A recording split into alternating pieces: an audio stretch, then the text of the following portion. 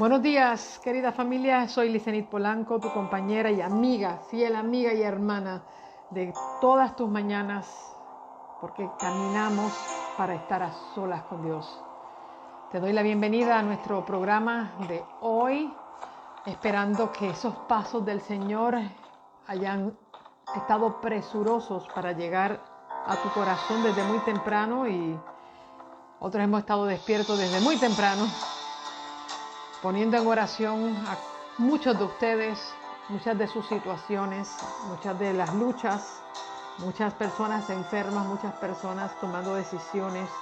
Así que el Señor nos ha despertado desde muy temprano para poder buscarle en oración y poder encontrar ese refugio en Dios. Hay momentos que nosotros no llegamos, no podemos llegar, ¿verdad?, a donde están las personas, ni podemos cambiar su manera de pensar ni sus decisiones, pero sí podemos orar por ellas. Este ha sido un arma poderosa que el Señor nos ha dado, llamada oración, porque la oración llega donde tú no llegas, penetra donde tú no puedes atravesar, puede cambiar los pensamientos y las inclinaciones, ¿verdad?, de cada persona. Así que oramos por todas las personas en esta mañana. Ahí ando con el corazón preocupado. Son muchas las necesidades, así que sencillamente cuando nos unimos y cuando el pueblo de Dios ora, dice que suceden cosas maravillosas. Hoy quiero decirte que si tú hoy te estás levantando con una inquietud, como el Señor me ha despertado a mí, no la cargues todo el día, ¿sabes? Las inquietudes tienen la capacidad de paralizarte y tienen la capacidad de inhibirte y de evitar que tú logres algo. Es como cuando un carro se queda sin gasolina, se va quedando sin gasolina, cada día va más lento. Mira, si te has levantado hoy con una preocupación y una inquietud en el corazón, mira, pasarla para adelante y entregársela al Señor. Nunca tomes decisiones bajo inquietudes, toma decisiones bajo la paz. Que sea la paz la que te conduzca para tomar esas decisiones. Así que vamos a orar en el nombre del Señor en esta mañana para que el Señor dirija lo que queremos presentar en nuestro devocional y en nuestra clase de hoy. Oramos al Señor buscando su dirección. Padre Santo y Padre Bueno, gracias. Un nuevo día, una nueva mañana, una nueva percepción, un nuevo reto. Son muchas las cosas nuevas, Señor, que juntamente con cada amanecer llega a nuestra vida. A veces pensamos que somos dueños de nuestro espacio y nuestro tiempo y nos olvidamos que Dios es soberano sobre nosotros. Ayúdanos, Señor, a poder dejar en tus manos lo que nosotros hoy queremos decidir. Enséñanos a dejar en tus manos lo que hoy queremos resolver. Porque nos entra, Señor, la idea de que nosotros somos adultos y que ya nosotros podemos tomar decisiones. Y olvidamos que hay un Dios que ve lo que tú no ves y sabe lo que tú no sabes. Así, Señor, en tus manos ponemos cada una de nuestras preocupaciones, nuestras decisiones. Aquellas cosas, Señor, que intervienen en nuestro pensamiento, las ponemos en tus manos. Así que, Padre, en tus manos pongo todo, Padre. Mira, Padre, tú conoces a aquellos que se han también levantado igual que yo con una preocupación en la cabeza, con una vaca rumiando en su cabeza, con un corazón, Señor, que no puede descansar. Esa preocupación nos lleva a la oración. Padre, que nuestras preocupaciones nos postren delante de ti y no nos consuman el cerebro. Enséñanos, Señor, a cómo poner nuestras preocupaciones en ti y confiarla y verbalizarla y decírtela, Señor. A veces pensamos que con pensarla, sencillamente, ya te la estamos diciendo, no, Señor. Enséñanos a que el pensamiento tú lo conoces, pero no es una oración. Ayúdanos a hablar contigo y entregarte nuestras preocupaciones y aquellas cosas que nos impiden avanzar. entregamos nuestra mañana, nuestro programa en el día de hoy, confiando en que tú, oh Dios, serás nuestro Maestro. En el nombre de Jesús. Amén.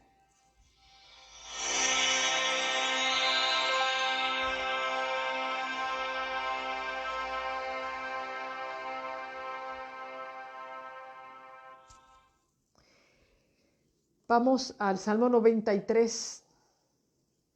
Salmo 93 es el salmo que hoy vamos a compartir con ustedes, que se titula Santidad de Dios.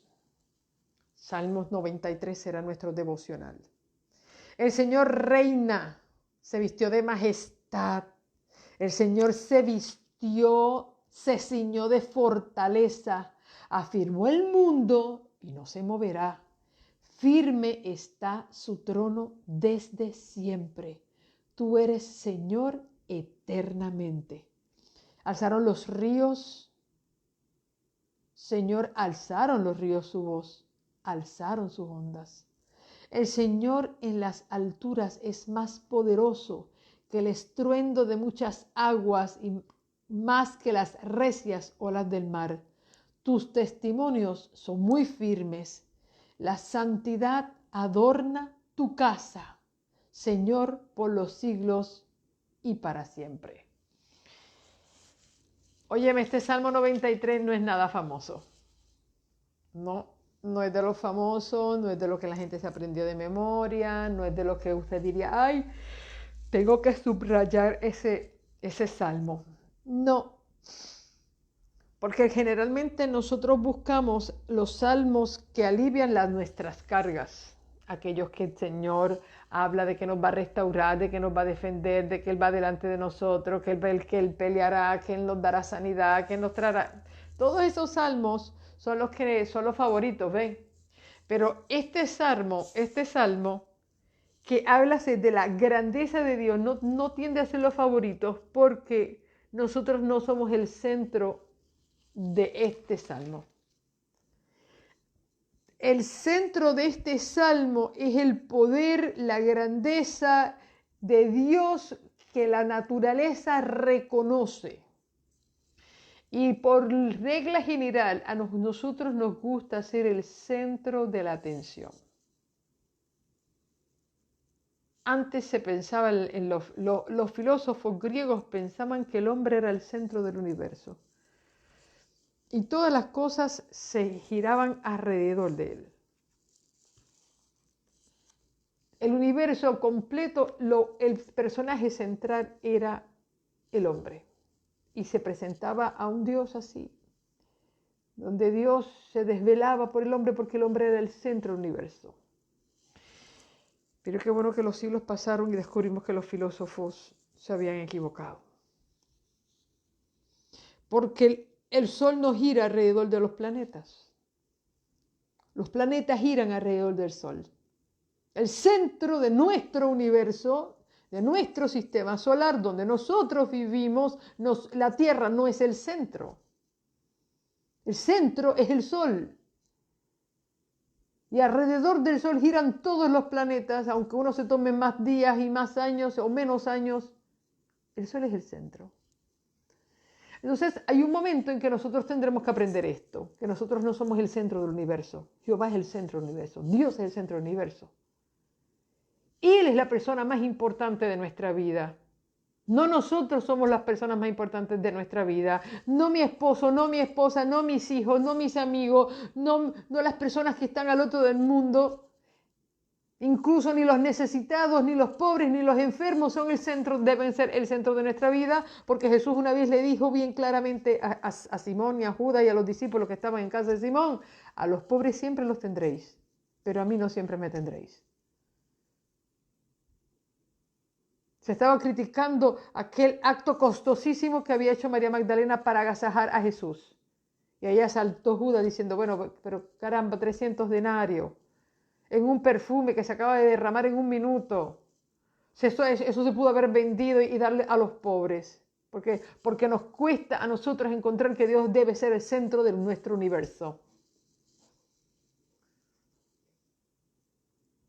Porque nosotros queremos ser el centro del universo. Por eso el Salmo 93 jamás será el más famoso de los salmos.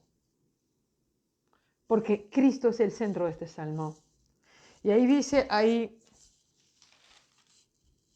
el Señor reina y se vistió de majestad, el Señor se vistió, se ciñó de fortaleza, afirmó el mundo y no se moverá, firme está su trono desde siempre. Tú eres Señor eternamente, Él es el centro, Él es lo único eterno. Mire, en la vida no hay nada eterno. Los padres mueren, los esposos y las esposas se van o se mueren, los hijos crecen y se van, los trabajos se pierden, los carros se chocan, las casas las embargan las casas y tú las pierdes.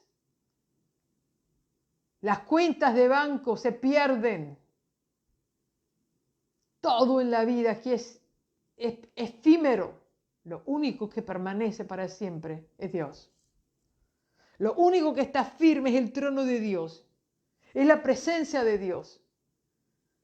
Cuando tú haces del centro de tu vida a tu esposo, a tu esposa, a tus hijos, a tu trabajo, porque tú solamente vives para trabajar, ay, que yo no puedo dejar de trabajar, que mira que si yo dejo de trabajar, no comen mis hijos, no come fulano, no come el otro, ¿cómo se pagan las deudas? Hay quien hace del centro de su vida el trabajo, hay quien hace del centro de su vida un hombre, una mujer en su vida, la gente se desvive por un hombre y una mujer, hace a sus hijos el centro de comando y sus hijos lo llevan de cabeza, ay Dios mío, ¿qué yo voy a hacer con mis hijos? Y todos los problemas usted los quiere resolver porque usted quiere ser el ángel, el Espíritu Santo, Cristo y los ángeles y el Padre. Usted quiere ser todo en la vida de los demás. Usted tiene un ministerio y eso es lo más importante de su vida. Óyeme, pero cuando todo eso se va, incluso nosotros somos pastores y usted sabe cuántos pastores yo conozco que después de jubilados jamás alguien los visitó.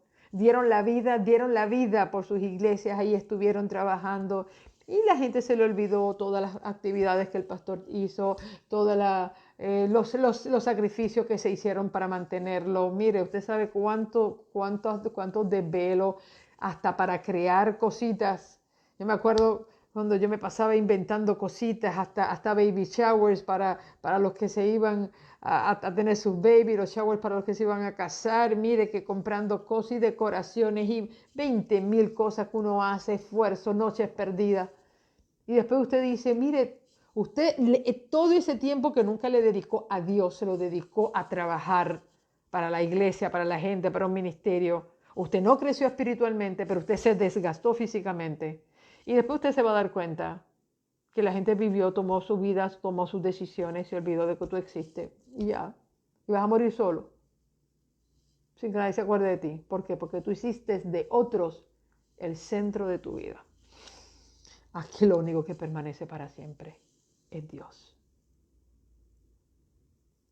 Es más, me llamó hasta la atención cuando dice, alzaron los ríos, Señor, alzaron los ríos su voz, alzaron sus ondas.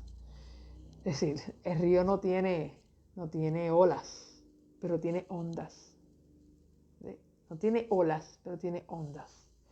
Y dice que los ríos se alzaron. Usted sabe que cuando baja la creciente, no sé si usted ha visto un río crecido, la fuerza que lleva, el mensaje que lleva, incluso acá en Puerto Rico que hay muchos ríos, somos una isla tropical, donde llueve en la montaña, usted puede estar en un río lejísimo de donde está lloviendo.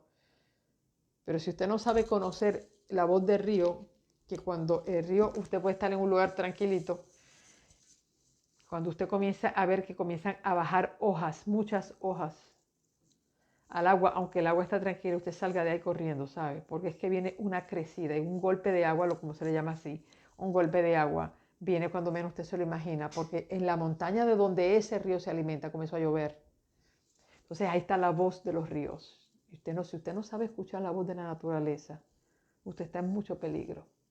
Entonces estamos viendo aquí que aún los ríos alzan su voz y declaran, y dice, el Señor en las alturas es más poderoso que el estruendo de muchas aguas, más que las recias olas del mar. Entonces pasa a comparar no solamente la voz del estruendo del río cuando viene en una crecida, sino la fuerza de las olas del mar, impresionantes. Entonces dice ahí, tus testimonios son muy firmes, la santidad adorna tu casa, Señor, por los siglos de los siglos para siempre. Eso es así. El problema, Ramonita, es que ese está nadando sobre la lluvia. Nosotros nos ahogamos. Porque cuando vienen los torrentes de los problemas, señores, cuando el diablo levanta, viene como un río, dice la palabra, que el Espíritu de Dios levanta bandera sobre él.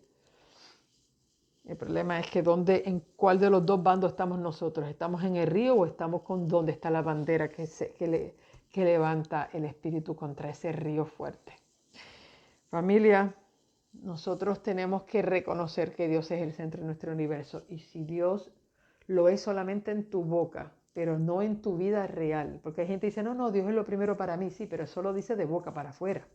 Porque eso es un dicho de todos los cristianos. Dios es lo primero, Dios es lo primero, Dios es lo primero. Pero eso solamente en la estructura, en la estructura vocal. Nada más se dice. Pero en la vida práctica, no, en la vida práctica nosotros llevamos 100 cosas en la cabeza que nos llevan de cabeza. Y recuerde que Dios es el sol de nuestro sistema de vida. Y nosotros debemos aprender a girar alrededor de Él, que Él sea el centro de nuestro calor, de nuestra vida, de nuestras decisiones. Y te voy a decir, si tú no tienes una amistad muy íntima con Dios, no te avecines a decir Dios me habló y afirmar cosas que tú todavía no tienes conciencia de que Dios te haya hablado. Solamente dice, mis ovejas oyen mi voz y me siguen. Pero una oveja está todos los días con su pastor. Cuando Jesús dijo, mis ovejas oyen mi voz y me siguen, es porque ellas están todos los días con el pastor. El que no está todos los días con Dios no puede decir a ciencia cierta, yo escuché la voz de Dios y esto es lo que Dios quiere para mí. ¿Por qué? Porque entonces tú no tienes clara la voz de tu pastor. Y tú te puedes confundir con las voces de otros pastores. Así que usted tenga mucho cuidado qué voz oye. Qué voz oye y qué voz sigue. Ese es nuestro devocional hoy, confiando en el Señor, que el Señor traiga mucha bendición a nuestro pueblo. Dios quiere, de veras, hoy el Señor quiere que tú sintonices tu oído y tú te prepares para escuchar su voz, porque Él tiene muchas cosas importantes que decirte. Hoy el Señor tiene muchas cosas importantes que decirte. Así que para tú poder escuchar a Dios, recuerda que debes estar en silencio. Debes estar con tu corazón buscando en espíritu y en verdad su voz. No trates de escuchar la voz de Dios llamando a mucha gente. Hoy tú necesitas tomar una decisión. Hoy tú necesitas saber a dónde vas. Hoy tú tienes una preocupación. No te coloques en un lugar donde mucha gente te vaya a decir muchas cosas. Mantente aislado con Dios. Guarda silencio en el sentido de quédate quieto. Dile a Él lo que tú quieres decirle y espera en Él. Palabras importantes. Aprende a esperar. No seas impulsivo ni impulsiva. No tomes decisiones porque de momento se te cruzó un pensamiento y ¡ay, sí! Eso es lo que voy a hacer. No. Una de las cosas que Dios comienza a decir a su pueblo es espera. Espera en Dios. Espera en Dios. Espera en Dios. Señores, aprendan a escuchar esa voz de Dios que dice, espera, ¿ok? Que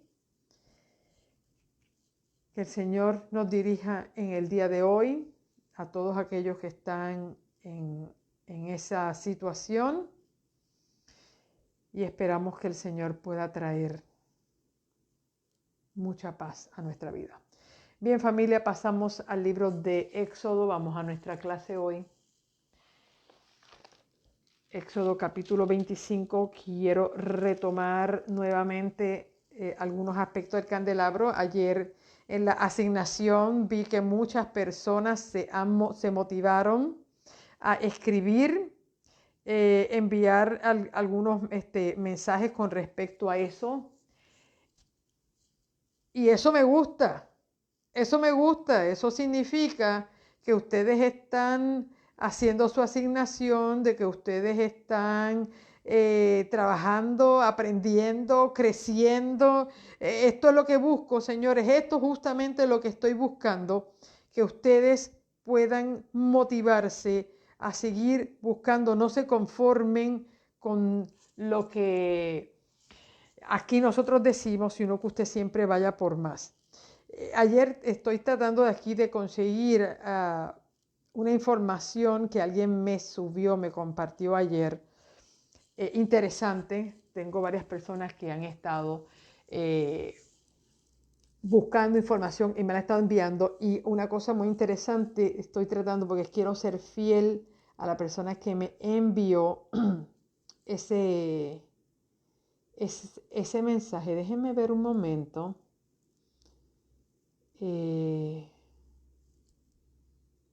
Aquí estoy buscando. No sé si fue en cuál de los dos chats, porque tengo dos chats donde la gente me escribe por regla general. Me mandaron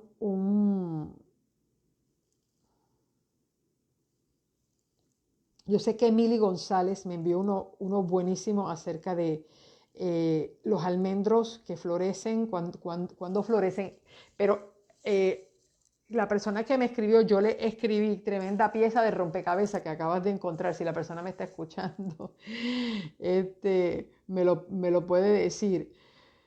Porque me consiguió una información que tiene que ver, es muy a tono a lo que ayer yo estaba presentando, porque va dando la noción de que el árbol de almendro que está en Israel, tiene su proceso de florecer. Claro, comienza por el invierno, pero se extiende su florecimiento hasta abril. Ahí los meses donde él comienza a resurgir con esa lluvia temprana es en los meses de abril y da su fruto en el mes de octubre. Entonces van ustedes a notar que me gustó que ella haya traído eso a colación, porque no es algo que yo les dije. No todas las cosas yo se las estoy informando, porque yo estoy buscando la manera en que ustedes se están sintonizando con el tema y ustedes siguen buscando. Una de las cosas que ayer el árbol de almendro es que el árbol de almendro tiene dos momentos bien marcados en sus estaciones. Uno es la época de florecer, que es en la primavera, y es el momento donde da su fruto, que es en el otoño. Y ahí justamente usted puede ver que las fiestas de las cuales nosotros hablamos en los días anteriores, de las 3 fiestas anuales que Dios pidió que se celebraran, estaba primero la fiesta de la Pascua, que se hacía justamente en la primavera. En entrada la primavera, cuando comenzaba la primavera, se celebraba la fiesta de la Pascua. Cerrando la primavera para comenzar el verano, se hacía la fiesta del Pentecostés, que era la segunda fiesta, y la última fiesta, que era la de la cosecha, se hacía en octubre. Y el árbol de almendra, que es la inspiración de hacer el candelabro, y de paso, aquellos de ustedes que fueron y buscaron algunas fotografías con respecto al árbol de almendro, usted va a darse cuenta que el árbol de almendro, las ramas tienen justamente la forma del candelabro, donde tiene brazos del lado izquierdo y del lado derecho. Del lado izquierdo y del lado derecho tiene brazos. La rama parece un candelabro y entonces usted va a ver que a medida que va creciendo esos bracitos, gracias a Naida, estaba buscando tu información, a medida que esos brazos se van extendiendo, por esos bracitos van creciendo lo que dice ahí, los copitos, los pimpollitos de donde salen las flores. De donde salen las flores. Y es interesante, ayer yo les dije cómo es que el candelabro es la forma exacta de un árbol. Es como si Dios no está hecho de madera, ayer lo hablamos, sin embargo tiene la forma del árbol de almendro. Y habíamos hablado de que tenía tres, cada uno tenía tres, y dijimos que tres flores de almendro con sus capullitos, con sus pimpollitos, cuando está resurgiendo. Ayer cuando hablé acerca de por qué Dios utilizó el árbol de almendro para ilustrar o fuera el modelo para hacer el candelabro, mencionamos cómo la vara de Aarón había florecido, en el número 17, había florecido siendo una vara antigua, siendo una vara vieja, siendo una vara seca ya, como cuando Dios escogió la tribu de Leví para que fuera la líder espiritual del pueblo de Israel, dice que aquella vara no solamente floreció, sino que floreció y dio sus primeros capullos, es decir, fue con todo y los capullos, más también dio almendras, es decir, en un proceso de la noche a la mañana, aquella vara no solamente reverdece, tira sus capullos, echa la flor y ¿qué? Y da almendras. Eso es un milagro porque eso no se da, eso no es un proceso que se da así de la noche a la mañana, que pusieron las varas por decir un miércoles y el jueves ya estaba en la mañana, estaba florecida. Eso es un milagro. Entonces ahí vemos cómo Dios a través del árbol de almendro ilustró el liderazgo de Dios. Dios definió quién iba a ser el líder o los líderes del pueblo de Israel a través del florecimiento del árbol de almendro. Entonces me llama la atención que yo dije ayer que los tres, al decir que en cada rama debían haber tres flores, tenía la ilustración del liderazgo de Dios Padre, Hijo y Espíritu Santo, dirigiendo e iluminando en un ministerio en conjunto, iluminando al mundo. Sin embargo, también descubrí, ayer me fui un poquito más allá en mi investigación y descubrí que esos tres que menciona allí, esas tres flores también representaban todo lo que constituye el número 3 dentro del santuario. Por ejemplo, el santuario tiene 3 divisiones. Cada una de esas divisiones del santuario, cosa que ya yo expliqué, representan los 3 ministerios de Cristo. Y yo acabo de terminar, bueno, hoy voy a añadir otra cosa más, algo que les voy a enviar, que es un diagrama donde tengo el santuario con sus muebles.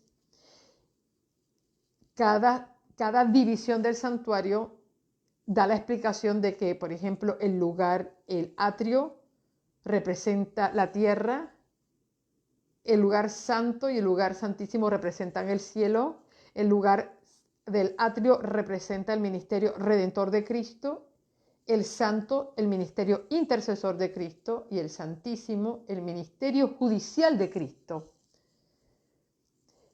En el ministerio redentor, a Jesús se le ilustra en el atrio como cordero. En el ministerio intercesor, a Jesús se le ilustra como sacerdote. Y en el ministerio judicial del Santísimo se le ilustra como sumo sacerdote.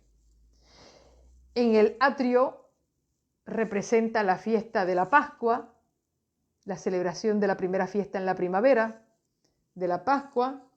En el lugar santo representa la segunda fiesta del Pentecostés, cuando Dios derramó el Espíritu Santo, que está representado en el candelabro, para llevar el Evangelio, que es el pan, a toda nación, tribu, lengua y pueblo.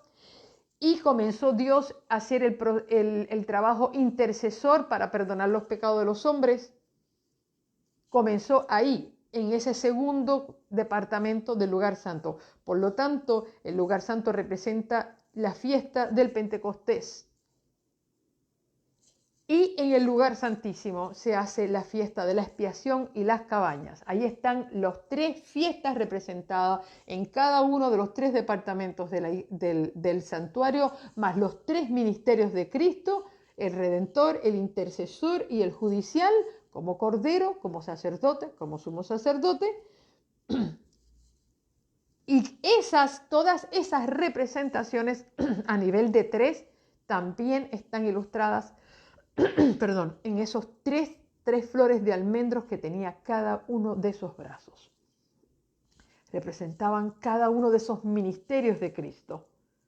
El ministerio redentor, el ministerio intercesor y el ministerio judicial. También representaban esas 3 fiestas que se celebraban, que ilustraban lo mismo. Así que usted va viendo cómo Dios no va a poner, como decir, bueno, a ver qué se me ocurre, cómo lo decoramos, como nosotros hacemos, que decoramos, a ver, ¿para qué a veces hay decoradores? Las personas siempre, los decoradores de interiores le preguntan, bueno, ¿cuál es su inclinación? ¿Le gusta lo moderno? ¿Le gusta lo antiguo? ¿Quiere inspirarse en alguna época de la vida? O digo, en alguna época que hubo? En los 1800 usted quiere tener su casa decorada de la época antigua de sus abuelos o a un estilo español o un estilo barroco o un estilo italiano. Dios no hizo las cosas así. Todo lo que Dios hace tiene una definición con respecto a su trabajo, su ministerio y las funciones que iba a ejecutar lo que eso simbolizaba. Por eso es que es tan importante que nosotros podamos no solamente conocer que había un santuario, sino que había un candelabro. Ayer alguien me hizo una pregunta, si este candelabro estaba también representado por lo que dice Apocalipsis. Y hoy quiero que vayamos un momentito a Apocalipsis.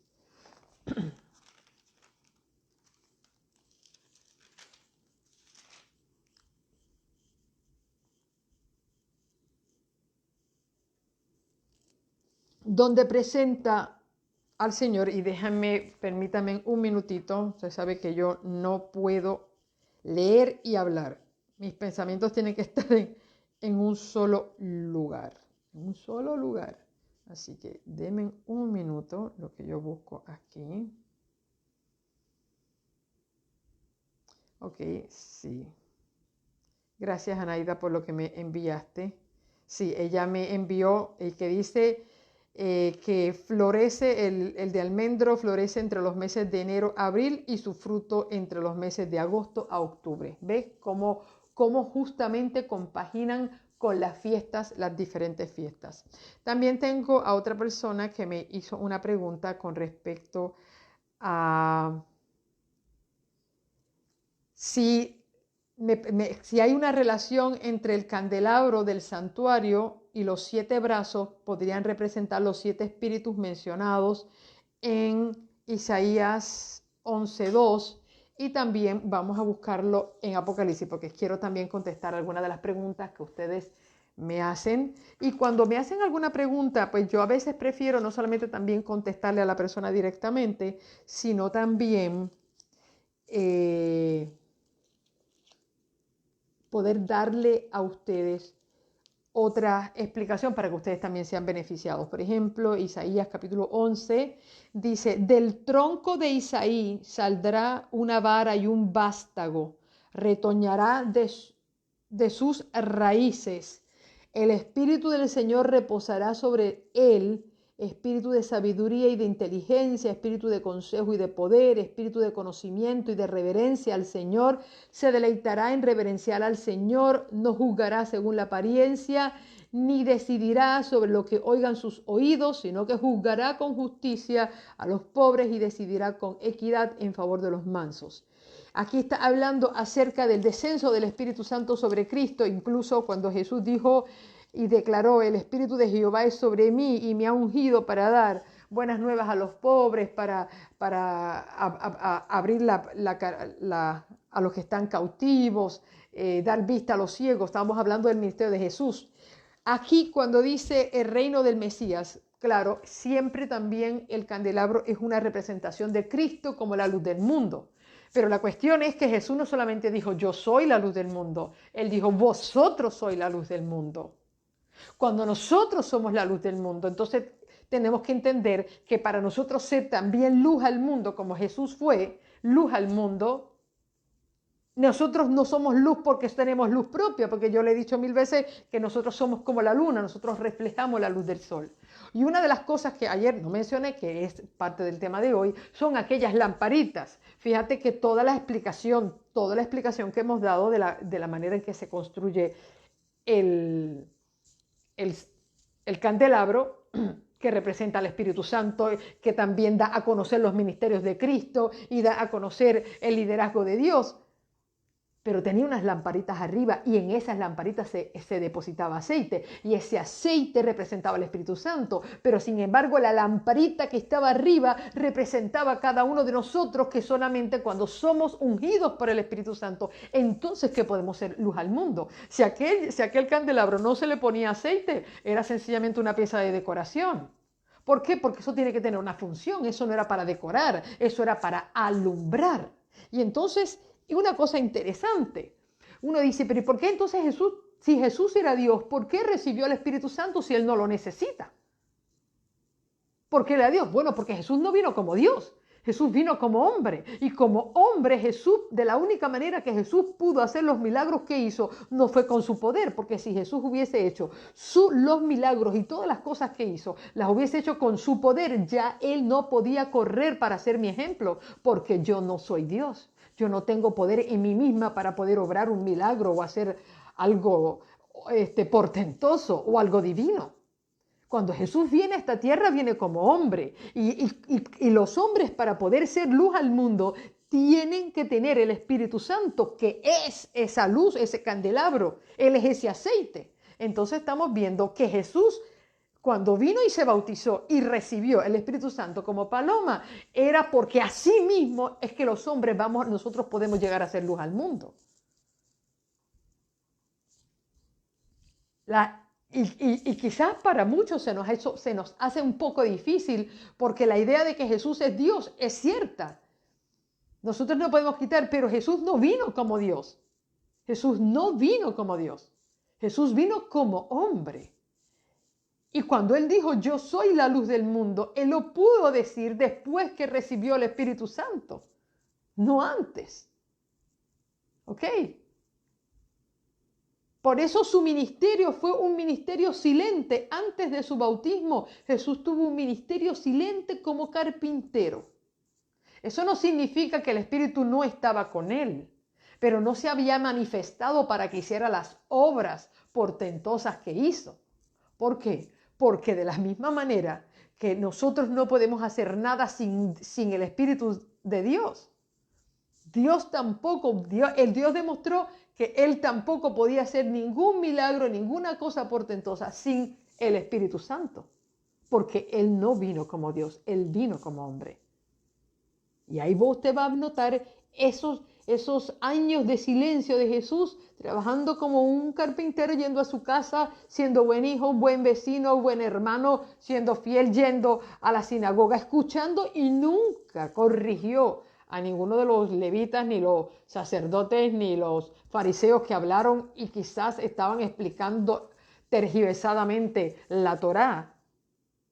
A los profetas, quizás cuántas veces hablaron del Mesías equivocadamente, y Él nunca los corrigió. Y tenía la autoridad para poder hacerlo, porque Él mismo había mandado e inspirado a los hombres para que pudieran escribir eso. Sin embargo, no hizo nada hasta que no fue al Jordán, se bautizó por agua y recibió el Espíritu. Cuando Jesús recibe el Espíritu, entonces Él comenzó a hacer un ministerio de luz al mundo. Cuando aquí vemos que Isaías 11, Isaías ya está haciendo una profecía de Jesús, Le dice, habla del tronco de Isaí, saldrá como una vara y un vástago retoñará de sus raíces, muy parecido al crecimiento de un árbol de almendro, ¿no? Entonces dice, el Espíritu del Señor reposará en él. Eso es lo que hace que Jesús sea luz al mundo, que el Espíritu reposará y habrá espíritu de sabiduría, de inteligencia, de consejo, de poder, de conocimiento y reverencia. Ahora, cuente los espíritus que dice ahí la Biblia. Aprenda a contar. Dice ahí, el Espíritu del Señor reposará sobre él. Espíritu de sabiduría, 1. De inteligencia, 2. De consejo, 3. De poder, 4. De conocimiento, 5. De reverencia, 6. 6. Y usted va a notar, ahí usted va a notar que tiene 6 maneras que se describe ese espíritu que se manifiesta sobre alguien. Por eso tenía 6 brazos. 6 brazos. ¿Ok? Y uno distinto y un poco más alto en el centro.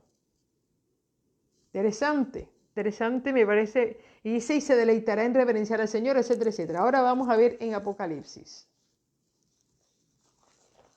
De hecho, 6 es un múltiplo de 3.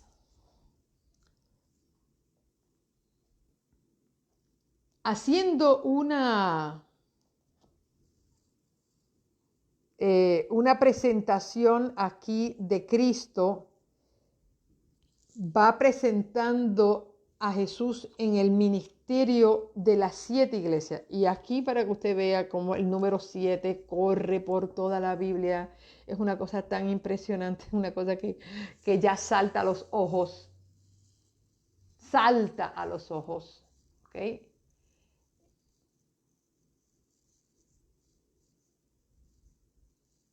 Ok, tengo aquí una pregunta de Jolie que menciona aquí por qué Apocalipsis 11:19 dice que el templo de Dios fue abierto en los cielos y el arca del pacto se veía. Yo quiero decir algo sobre el arca del pacto.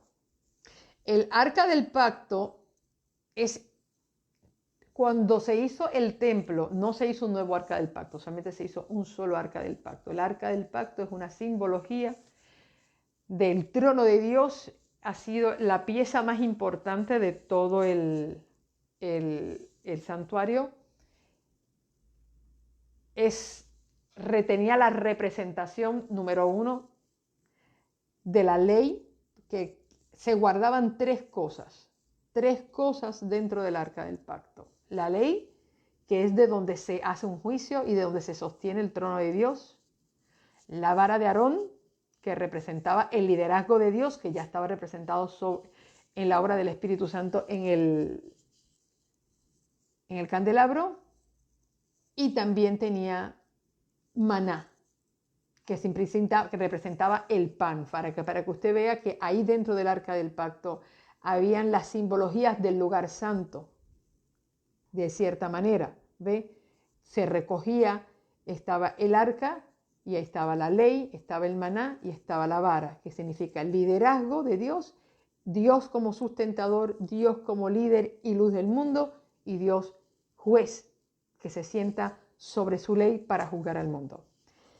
Ese arca del pacto, ustedes saben que hay muchísimas historias con respecto a que se escondió, dónde está, etcétera, etcétera. Se ha dicho que se está escondido unos piensan que están en ¿cómo se llama este lugar? En Egipto. Etiopía, muchos piensan que están escondidos en Etiopía, etcétera, etcétera. Yo voy a hacer, es ahora lo que le voy a decir, lo que Liz Enid entiende. Esa es mi posición personal. De la misma manera que Dios le dio a los hombres, le hizo descender a los hombres el huerto del Edén para que fuera la casa especial de Adán y Eva.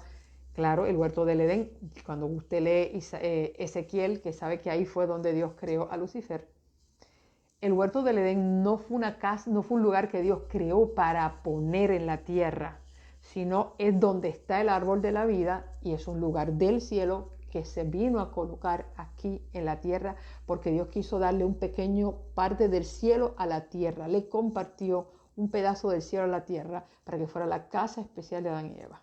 Fue allí, en ese árbol de la vida, que Lucifer conocía perfectamente, porque él fue creado en el Edén, en el huerto de Dios. Eso dice Ezequiel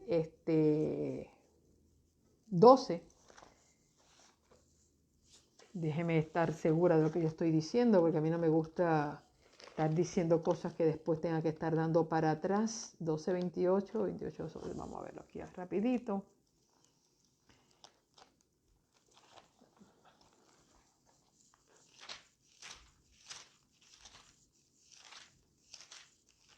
Okay.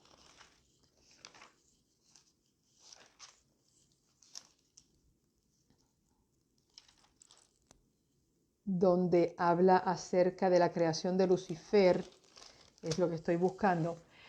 Bueno, el punto es que Dios compartió ese jardín del Edén. Cuando Adán y Eva fueron expulsados, Dios regresó ese jardín del Edén al cielo. Cuando ese arca del pacto fue el símbolo de... Ok, Ezequiel 28. Es Ezequiel 28:13, donde dice que en el Edén, el huerto de Dios estuviste, y ahí fue la creación de Lucifer. Entonces, ese arca del pacto que Dios mandó hacer aquí es una representación del trono de Dios. Y es un símbolo muy sagrado donde la presencia de Dios se manifestó sobre ese arca. Es decir, eso es algo muy sagrado. Cuando dice aquí que en Apocalipsis 11:19 que el templo de Dios fue abierto y que el arca del pacto se veía en él, ¿ok? Algunos afirman de que Dios se llevó ese arca del pacto y lo llevó al cielo, ¿ok?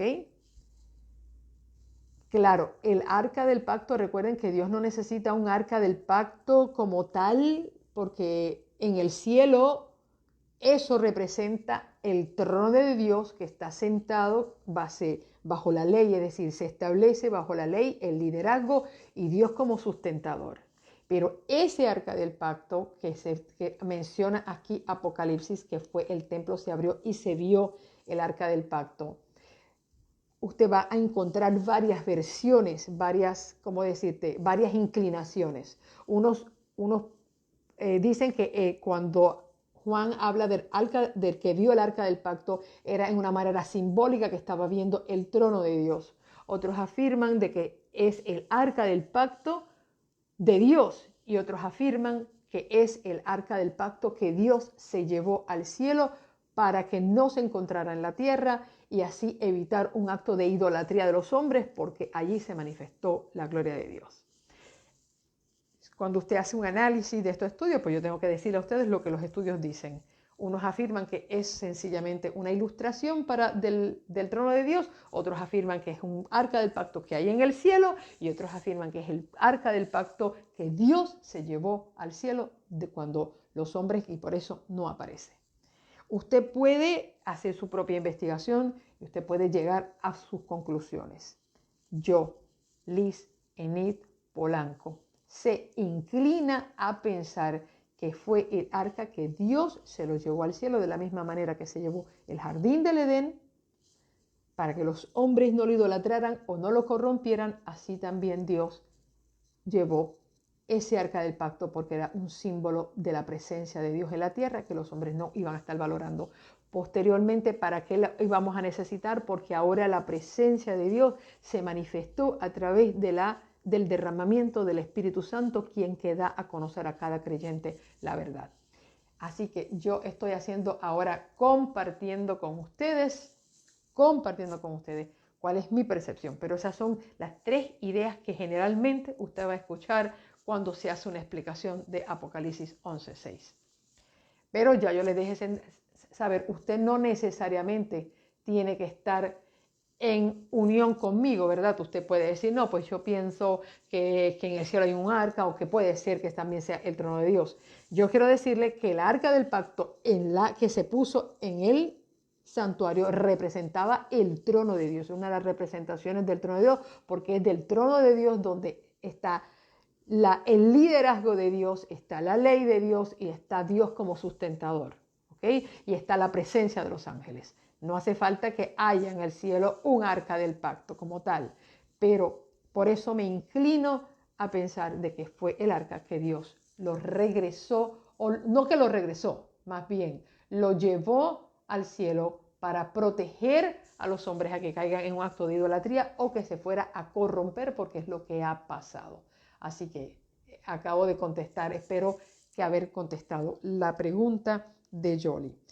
Paso ahora, en los últimos minutos que me quedan, voy a Apocalipsis 1, cuando presenta a Jesús y dice así, en Apocalipsis capítulo 1, verso 4, en adelante dice, Juan a las 7 iglesias que están en Asia, gracia y paz a vosotros de parte del que era, el que ha de venir, y de parte de los 7 espíritus que están ante su trono.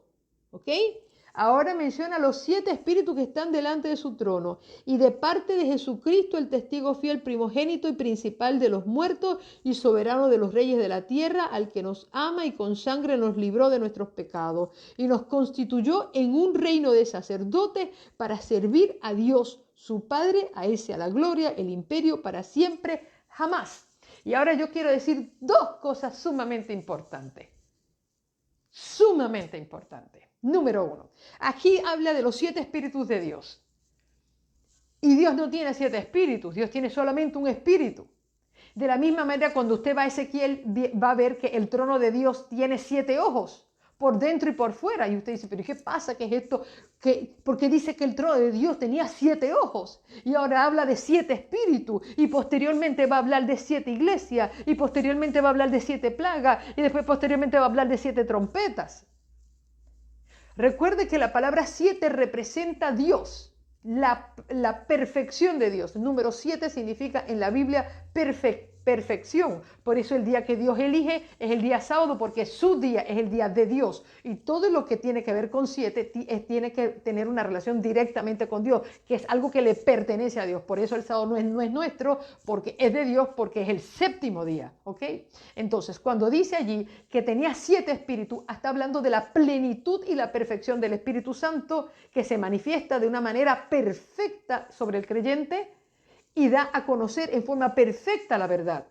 No es que Dios tiene 7 espíritus, es la manera de poder hablar del Espíritu Santo, perfección. Cuando dice que tiene 7 ojos por dentro y por fuera, significa de la omnipresencia, omnisapiencia y la omnipotencia del Espíritu Santo y la omnipotencia de Dios. No hay nada que se le pueda escapar al ojo de Dios. Entonces está hablando de 7 espíritus. ¿Por qué?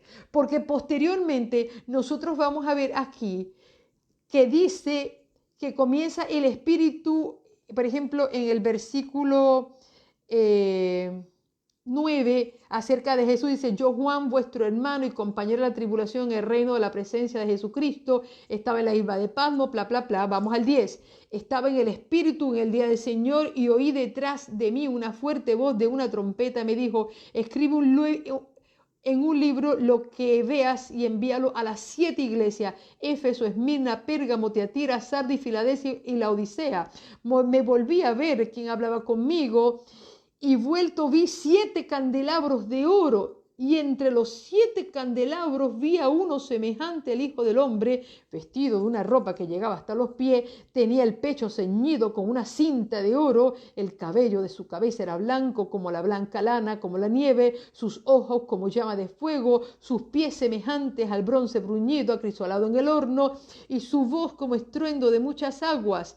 Tenía en su mano derecha 7 estrellas, de su boca salía una espada de 2 filos, y su rostro era como el sol cuando resplandece en toda su fuerza. Cuando lo vi, caí como muerto a sus pies, pero él puso su diestra sobre mí y me dijo, no temas. Yo soy el primero y el último. Yo soy el que vivo, el que estuvo muerto, pero ahora vivo por los siglos de los siglos y tengo las llaves de la muerte y del sepulcro. Ese es Cristo, mire qué lindo. Escribe lo que has visto, lo que ahora es y lo que ha de suceder después. El misterio de las 7 estrellas que viste en mi mano derecha y de los 7 candelabros de oro es este. Las 7 estrellas son los ángeles de las 7 iglesias y los 7 candelabros son las 7 iglesias. Ahora entonces tú vas a ver por qué cada candelabro tenía una copita que se llenaba de aceite. Porque cada candelabro, cada brazo del candelabro representaba cada una de las iglesias.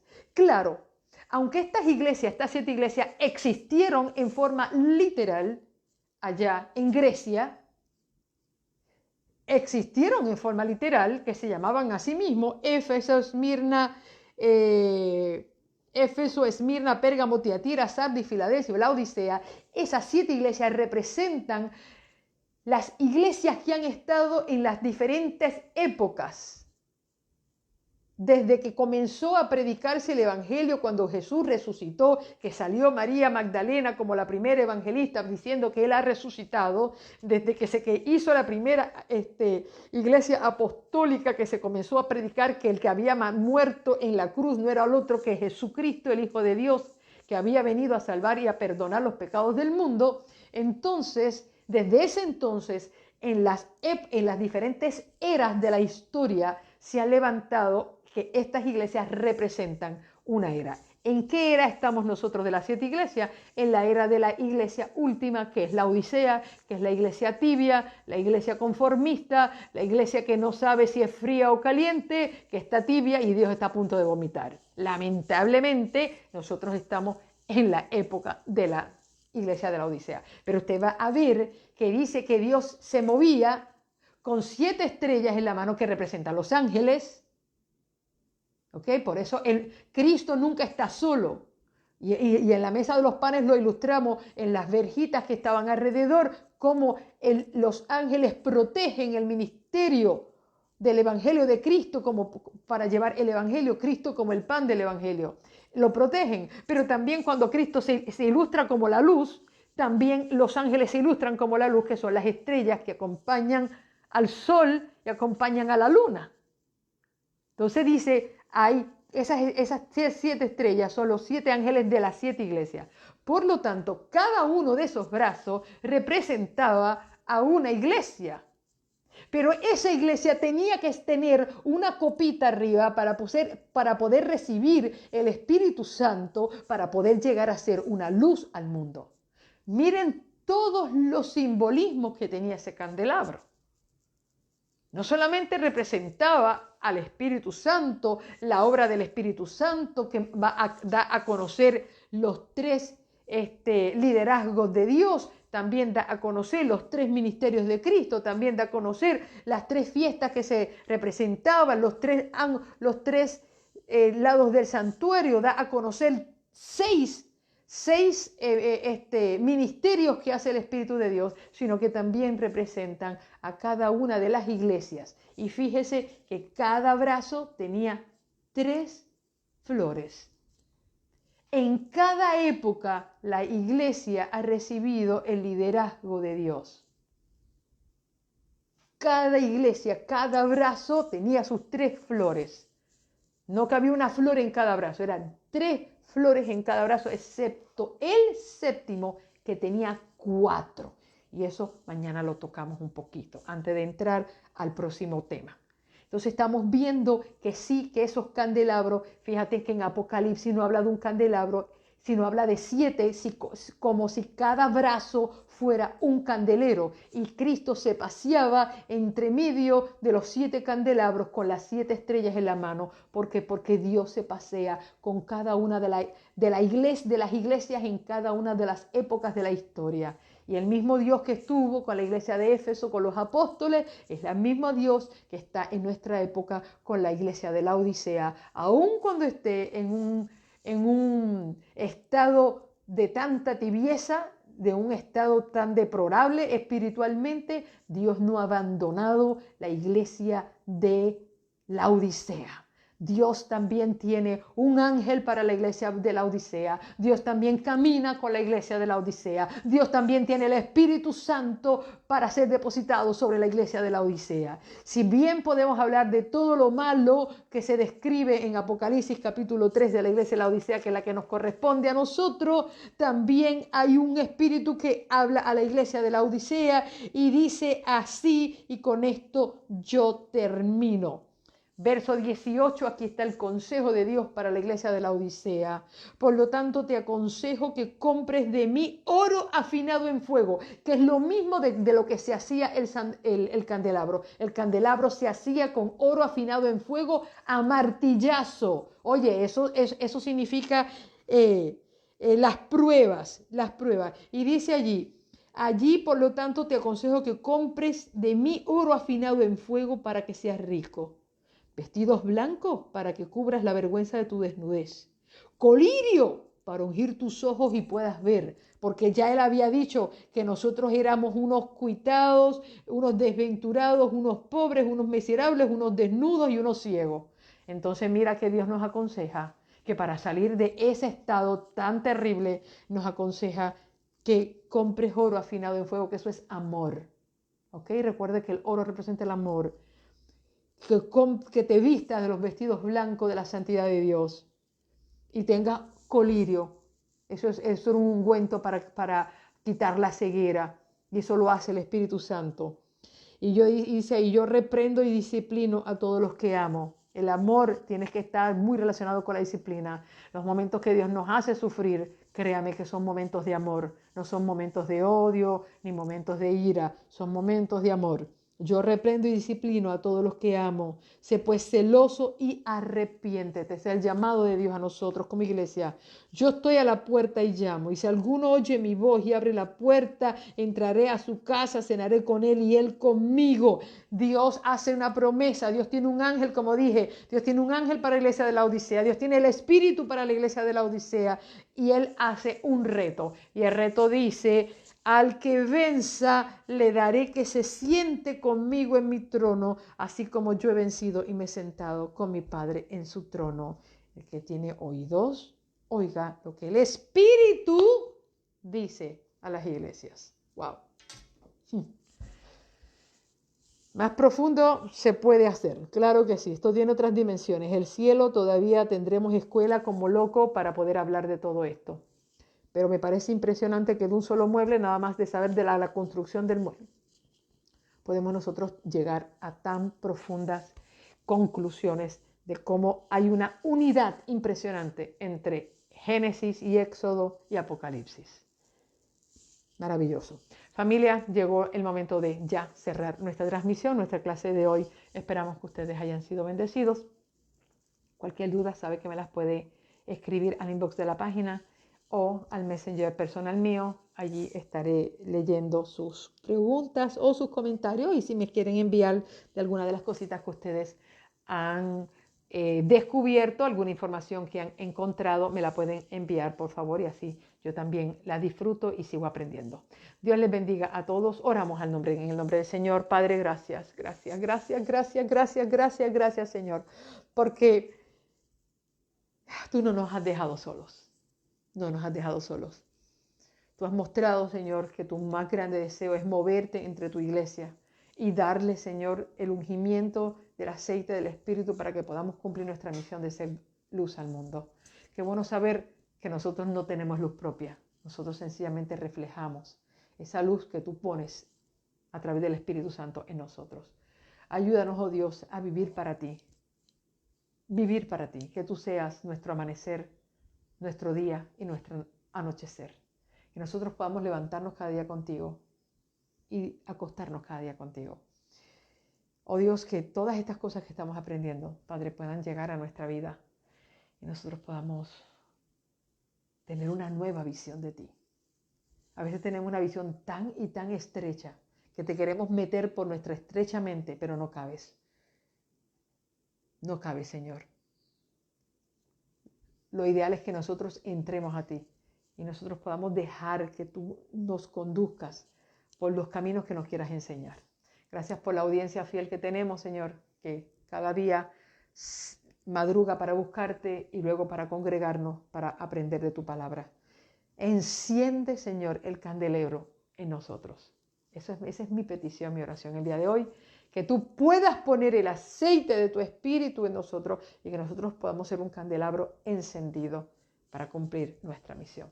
Que así sea, mi Dios amado. Levanto mis manos, te bendigo, Señor, y bendigo a todos los que están al otro lado de esta transmisión, que sus vidas sean cubiertas por ti y que todos puedan sentir el abrigo del Altísimo.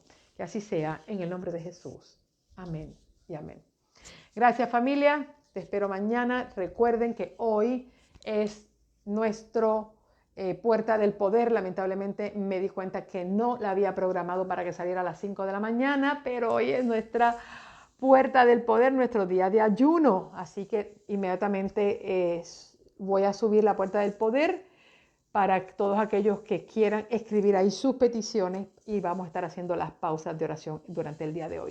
Así que te espero durante el día de hoy orando y aquellos que quieran ayunar con nosotros. Ustedes saben que cada miércoles es nuestro día de ayuno y oración por las peticiones de ustedes, por sus situaciones, por nuestra familia y también por nuestra iglesia. Dios te bendiga. Estuvo contigo Liz Polanco para llevar a tu vida luz, esperanza y poder. Dios te guarde.